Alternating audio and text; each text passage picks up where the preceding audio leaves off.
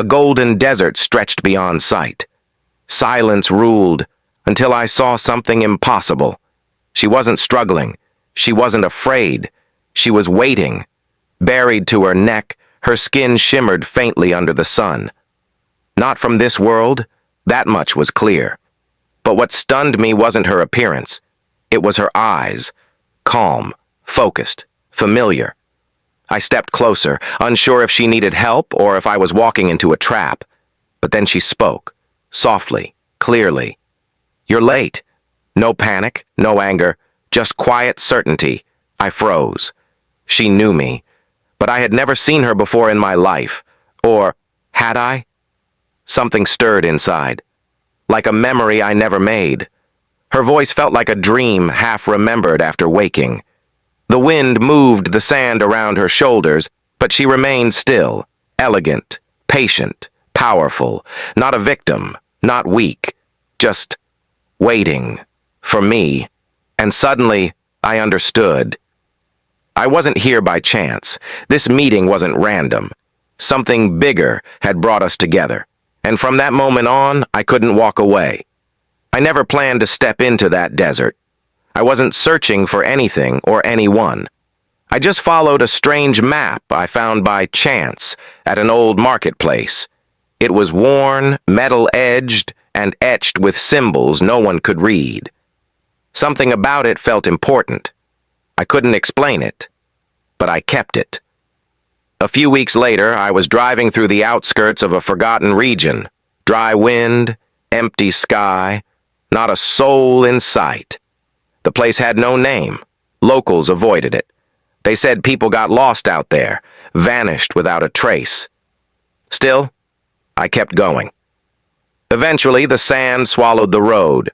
I left the vehicle behind and walked. The heat pressed down like a heavy coat. My boots sank into each dune. Hours passed, and I thought maybe it was all pointless, until I saw something unusual in the sand. At first, I thought it was a statue, a trick of the light, but as I got closer, I realized it was a woman, alive, motionless, buried up to her neck. She looked at me, not with fear, not with anger, with recognition. Then she said 3 words I'll never forget. "You're late, Liam." I didn't know how she knew my name. I had never seen her before, but something about her felt familiar. Her voice stirred something inside me I couldn't place. She told me her name was Calexa. Her skin was smooth, violet-toned. Her eyes were deep and strange, like galaxies. She wore fine golden fabric, detailed and foreign, unlike anything I'd seen on Earth. Still half buried, she never begged for help. She didn't panic. She just looked at me like I was someone important, like I had been expected all along. I asked her what happened. She paused, then said she was put here by her own people, left in this place, not to die, but to wait, for me. At first I didn't believe her. Why would I? The whole thing sounded unreal, but I couldn't ignore how her words made me feel. Not confused, not scared, connected. That's when it started. Strange memories, flashes in my head, places I'd never visited, a world of silver towers, moons I'd never seen, a voice calling me through time. None of it made sense, but it felt real. Calexa said we shared a bond long ago, one lost, now resurfacing. She said our souls had been linked before I was even born. I didn't know what to say. I just stood there, staring at her while the wind shifted the dunes around us. She waited quietly. Not rushed, not desperate, just patient. I could have walked away. Left her there. Blamed the heat. Called it madness. But I didn't. I started digging, and the more I uncovered, the more I felt like I was unlocking something inside myself. Something buried, just like her. That desert had secrets. So did she. And maybe so did I. The first handfuls of sand were easy, dry, loose, slipping between my fingers. But every inch I cleared brought more questions. Who was she? Why did she wait here for me? And why did part of me believe her? Calexa watched me without blinking. Her gaze wasn't cold. It was quiet, full of something I couldn't describe. Maybe trust. Maybe something deeper. "Why are you buried like this?" I asked. She answered calmly. "Punishment. Tradition. I chose you, and they did not accept it." Her words felt like riddles, but her tone wasn't angry. It was steady, like she'd had years to rehearse every line. I kept digging. The sun moved higher. Sweat gathered on my back. Still, I didn't stop. I felt drawn to her, as if something beyond logic pushed me forward. After some time, I uncovered her arms. She stretched them carefully, like someone waking from a long sleep. Her wrists were marked with thin lines, golden patterns etched into her skin. They glowed faintly, not with light, but with warmth. I didn't ask about them. I just stared. She noticed. "These mark my bond to you." I paused. "What bond?" "I don't even know you." Calexa tilted her head.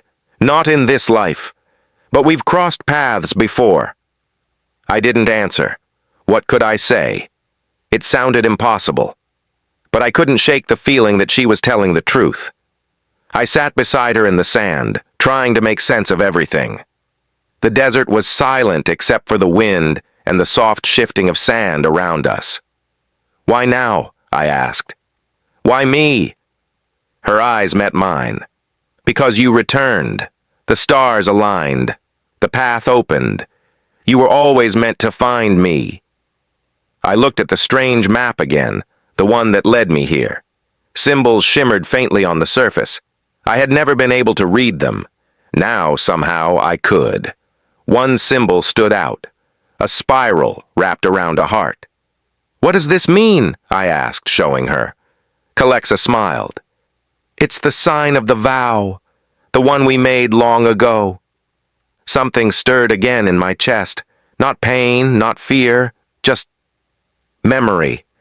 Like I had seen that symbol before, but in a dream I'd forgotten the moment I woke. I turned back to her. "What happened to us?" She closed her eyes for a moment. "They didn't approve. Our connection broke ancient laws. I was banished, forced to forget, until the bond could be renewed." I looked at her hands, half covered in sand. She wasn't pleading for rescue. She was waiting for me to understand. I stood up and began clearing more sand. Faster now. The deeper I went, the more real it all became. Not just her story, but mine. Beneath the surface, I found a metal ring around her waist. It was locking her to the earth, fused with crystal. The material pulsed with a slow rhythm, like a heartbeat. "What is this?" I asked. "It binds me to the ground until the oath is completed," she said. "Only your touch can undo it." My hands hovered over the ring. "How?" "You must remember." Her words echoed in the space between us. I didn't understand what that meant. Not fully. But I reached forward anyway. The moment my fingers touched the metal, a sharp sound filled the air, like a chime from the stars. My vision blurred. I saw flashes. "A starship in flames," her voice screaming my name. Me reaching for her through a force field. A hand pulling me away, and then nothing. I gasped and stumbled back, gripping my head. Calexa's voice reached through the haze. "It's starting. Your mind is waking." I looked at her. She wasn't surprised. Just waiting, again. "Liam," she said softly, "you're not just a traveler. You're my chosen." The words didn't scare me. They felt right. The wind kicked up more sand, but I barely noticed. I knelt beside her again, and I knew this wasn't a rescue. It was a reunion. I sat beside her again. The silence between us wasn't empty. It was filled with meaning I hadn't grasped yet. The desert felt quieter now, like the land itself was listening. Calexa didn't rush me. She kept her eyes on the horizon as if she already knew what would happen next. Maybe she did. I turned the strange map over in my hands. The lines shimmered faintly, just like the marks on her skin. Whatever this was, it was connected. You keep saying I knew you before, I said slowly. But I don't remember anything. No faces, no past, just flashes. That's how it begins, she replied. The mind forgets. The heart does not. I didn't know what to say to that. It sounded like poetry, not truth. But somehow it felt real. I've been dreaming, I admitted. Lately, of someone calling to me, always out of reach. Calexa turned toward me. Her voice softened. That was me. I didn't argue, because deep down I knew. The more time I spent with her, the more pieces started fitting together. Not all at once, but in pieces, like a puzzle with half the edges still missing. She told me about her people. They lived far from Earth, not above the clouds, but through them, another dimension, another flow of time. Their laws were strict, cold. Love between kinds was forbidden, but we broke the rule. You came to my world, she said. You weren't supposed to, but you did. And I chose you. Her words were calm, but her eyes told another story. Pain, sacrifice, loyalty. I looked at her fingers. One hand wore a thin metal band, shaped like a broken circle. What is that? I asked. Our bond, half of it. You once had the other. I reached instinctively for my neck. Under my shirt, a pendant hung on a thin leather cord. I had no idea where it came from. I'd always worn it. Always. I pulled it out and showed her. Her lips parted, then curved into the softest smile I'd seen yet. You kept it. She reached out. I leaned closer and placed it in her hand. When her fingers closed around it, the pendant warmed slightly. A soft light traced its shape. Her matching band responded, glowing faintly in return.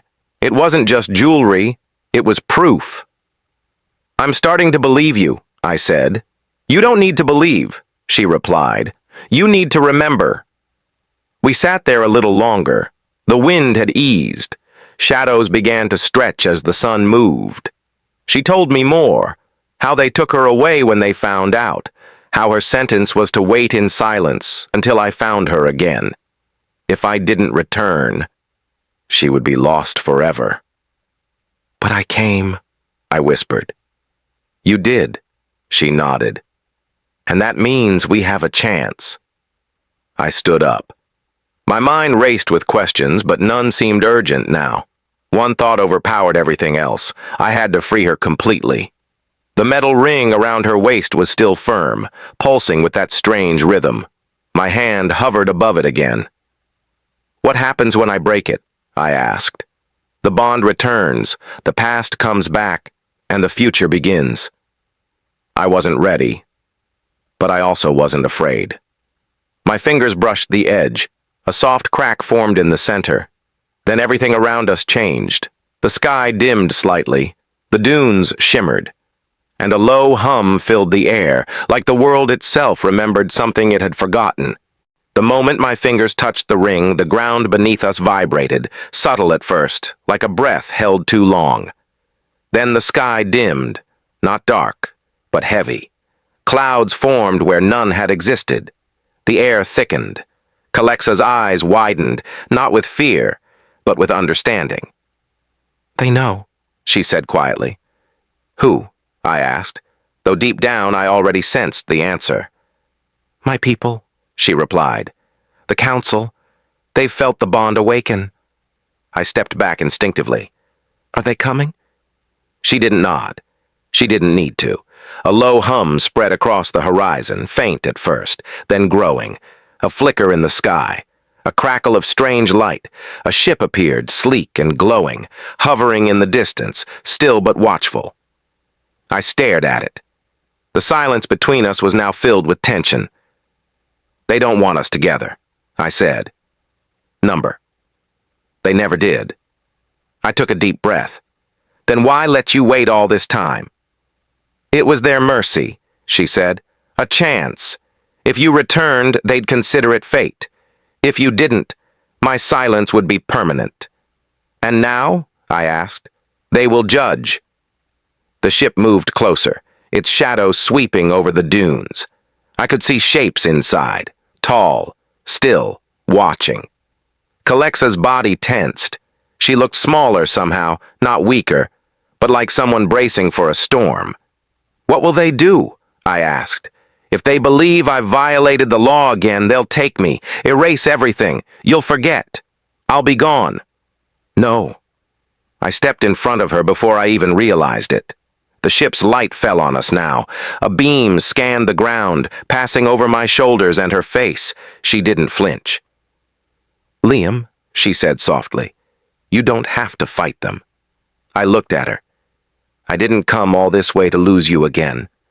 She placed a hand on my back, warm, grounding.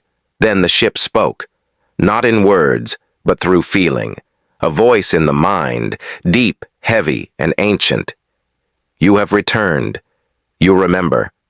I didn't speak, but it continued.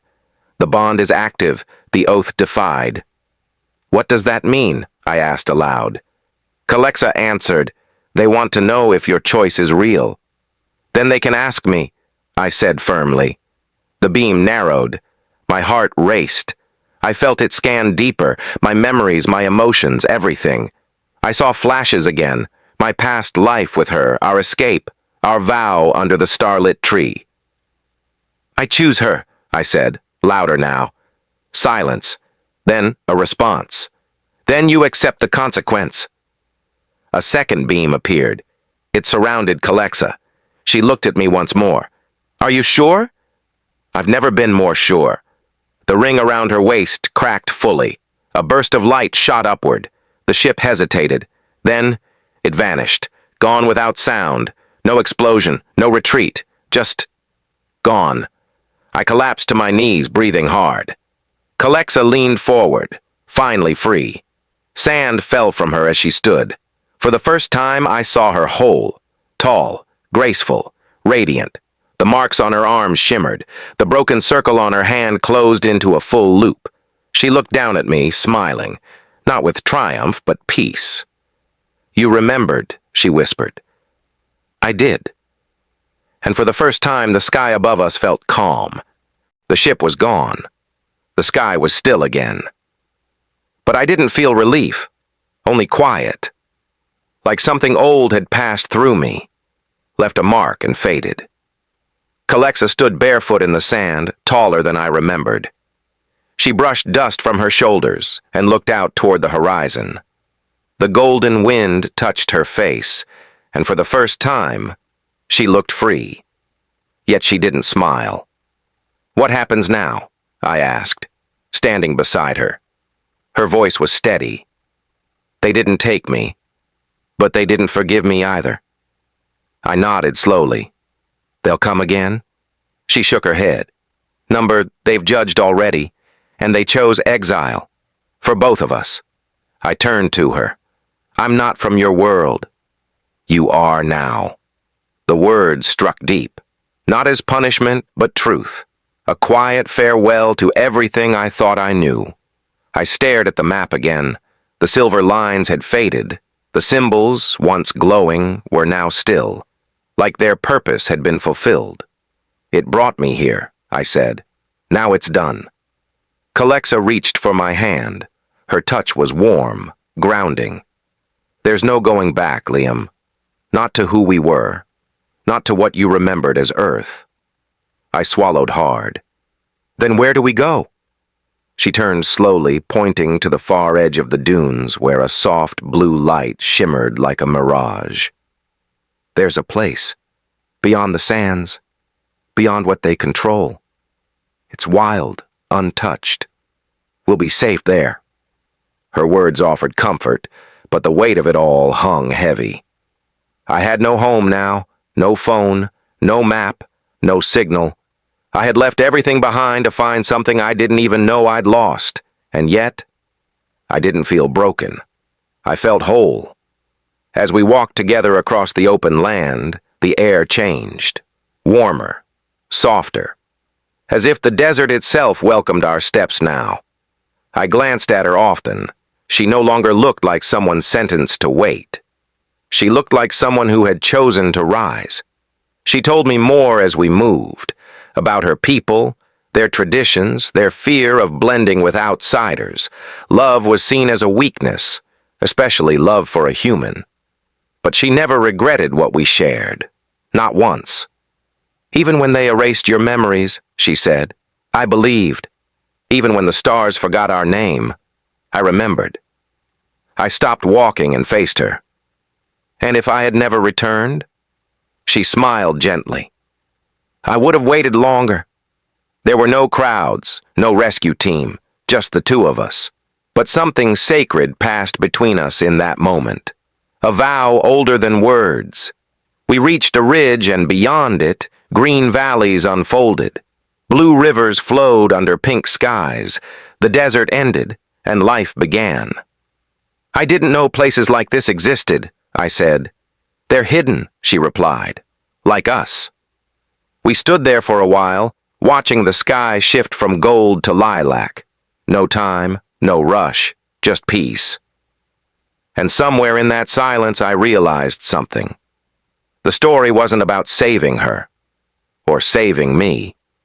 It was about remembering the truth of who we were, what we meant, and daring to choose it again. Whatever came next, we would face it together. The valley welcomed us like an old friend.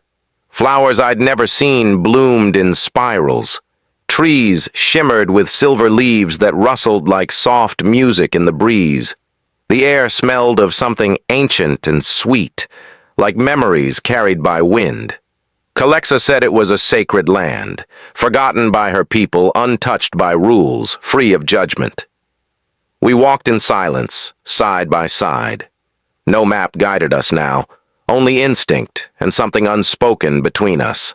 After everything, the exile, the warnings, the broken past, we had finally arrived somewhere safe. We found shelter near a river. The stones around it were warm, and the water clear enough to reflect the sky.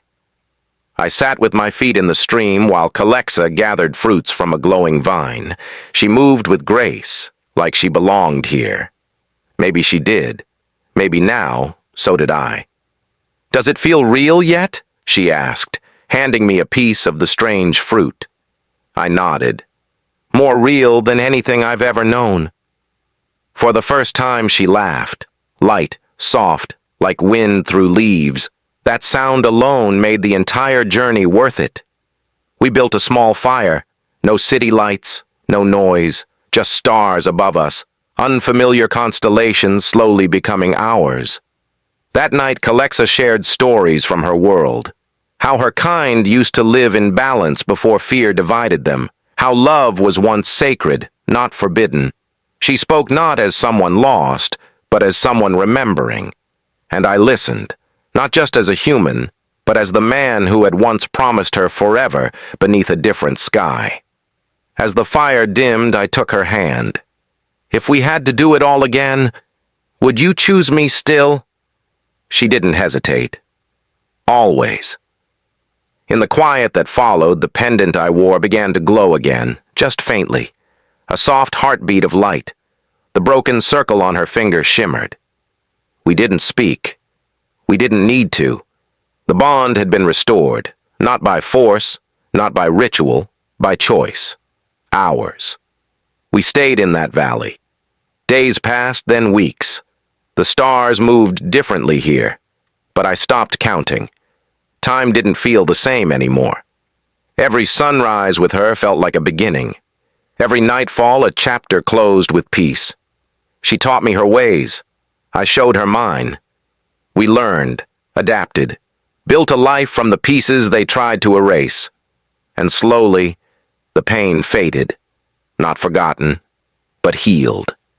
One day, while watching the horizon, I asked, "Do you think they'll ever come again?"